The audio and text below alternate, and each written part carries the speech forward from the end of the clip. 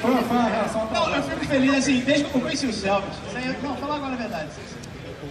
Você fez bonito por mim, eu faço bonito por você. Pode? Por favor. Vai. É o emprego dele, vai. É um deles aqui na mancha. Quando eu conheci o... Não, aí é difícil. Aí é difícil. Quando eu conheci o Selvis, vai fazer o dubstep? Boa. Faz a batidinha de boa e puxa o dubstep. Beleza, vai. Quando eu conheci o Selvis...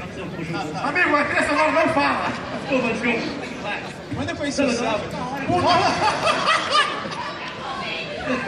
Não, Deixa o nunca momento conheci o Selvis. acontecer. Deixa o momento acontecer, Zauri. Tá bom, vai. Quando eu conheci o Selvis, ele fazia um canal, vários vídeos de Minecraft, porque o computador dele só rodava isso. Ele se esforçava muito pra fazer conteúdo diferente de outros canais de Minecraft. Ele fazia historinhas, coisas bem feitas, inclusive. Muito bem feitas, incríveis. E aí ele cresceu na vida. E agora, ele faz um conteúdo diferente! Ele é doente! Falou, já sei. Final. Isso é muito bom. Vamos, meu celular. Não, mas olha só. Eu lembro de um vlog que você fez e você não tinha câmera.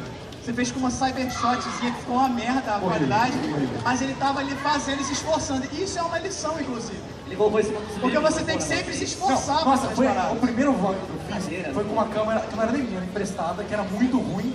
E eu, como eu não tinha tripé e não tinha como deixar a câmera em um lugar bom, eu peguei 2 colchões e deixei um inclinado contra o outro. Pra fazer tipo um A, sabe? Uma parada. E deixei a câmera no meio com os livros. É sério, eu não conseguia nem respirar sem aquilo tremer e cair. Foi uma aventura que gravou aquilo, mas eu consegui ainda. Mas isso daí é legal, cara. Ele, tipo, vê como é que ele tá hoje, entendeu? Continua a mesma merda. É horrível ainda. Mas hoje a galera assiste ele. Hoje tem gente que assiste ao menos. Olha, É verdade. Passou um aviãozinho. Meu Deus. Mas todo mundo parou pra ver.